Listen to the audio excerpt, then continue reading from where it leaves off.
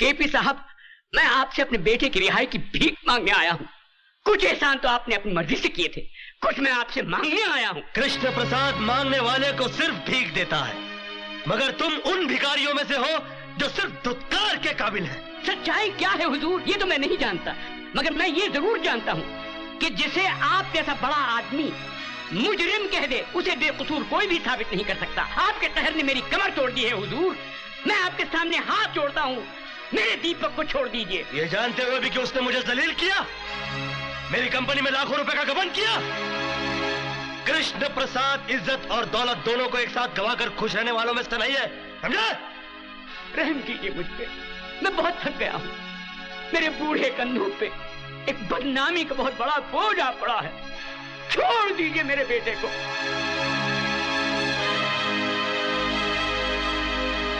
ठीक है, मैं तुम्हारे बेटे को छोड़ देता हूँ, तुम अपनी बहू को मेरे पास भेज दो। कृष्ण प्रसाद,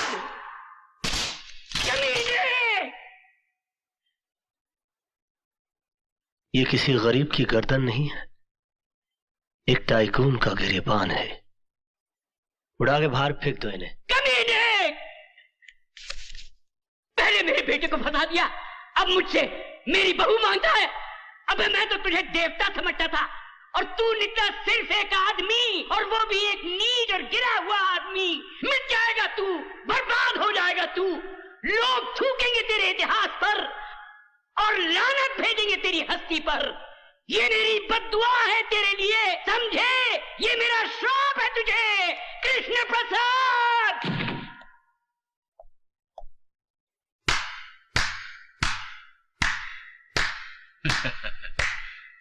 वाह कृष्ण प्रसाद, वाह वाह वाह वाह। आज मुझे पहली मर्तबा पता चला कि इतने बड़े महल में रहने वाला शख्स इतना छोटा भी हो सकता है।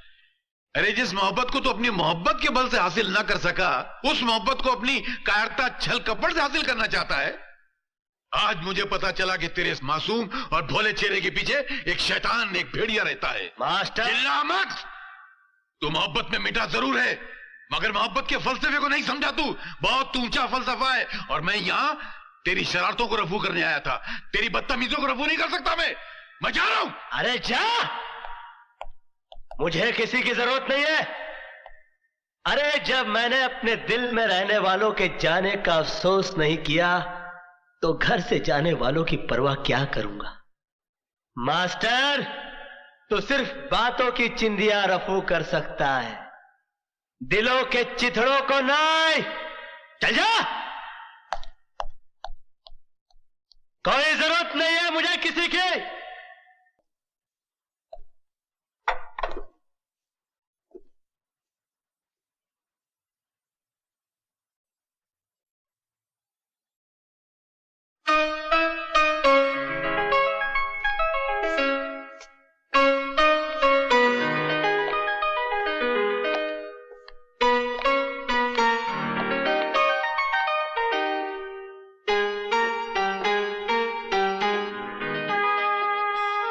मैं आ गई हूं केपी साहब,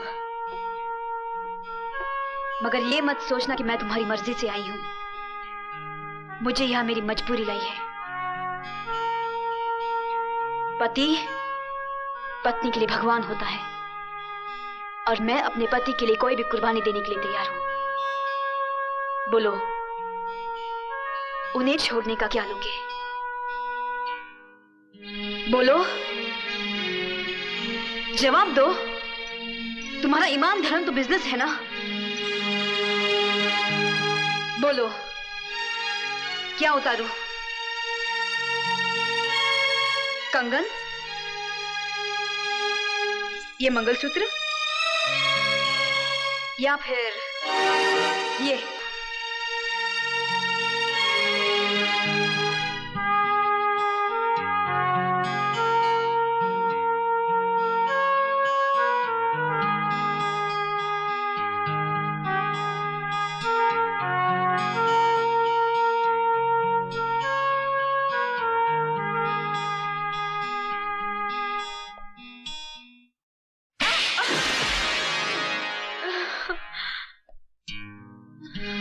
तुम क्या समझती हो मुझे तुम्हारे जिस्म की जरूरत है, तुम्हारे शरीर की भूख है मुझे।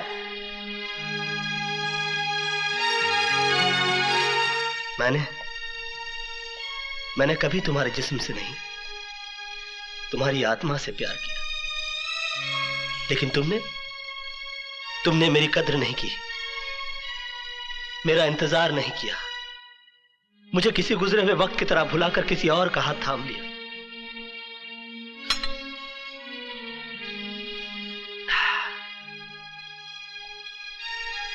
प्यार हम दोनों ने किया, मगर तड़पना सिर्फ मेरे नसीब में आया।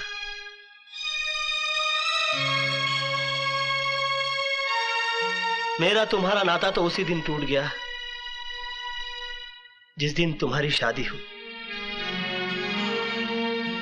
मैं उस दिन तुम्हारे घर अपनी मोहब्बत का इजहार करने नहीं गया था, अपने दर्द, अपनी तड़प का हिसाब मांगने के लिए नहीं गया था, बल्कि उस रात पार्टी में हुई इस गलती की माफी मांगने के लिए गया था जो तुम्हारे जुदाई, तुम्हारे सोग में चोट खाए मेरे दिल के हाथों हो गई। लेकिन तुमने मेरे जज्बात को नहीं समझा, मुझे कोई गिरा हुआ या घटिया आदमी समझकर धिक्कार दिया।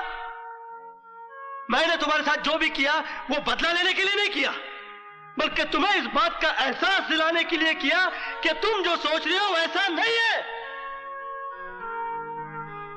मेरे मन में कोई खोट, कोई पाप नहीं है।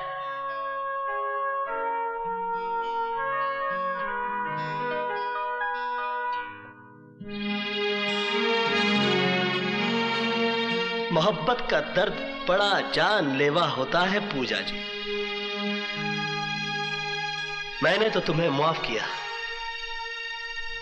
मगर दोबारा कभी इंसान का जन्म मिले तो मोहब्बत जरा सोच समझ कर कीजिएगा।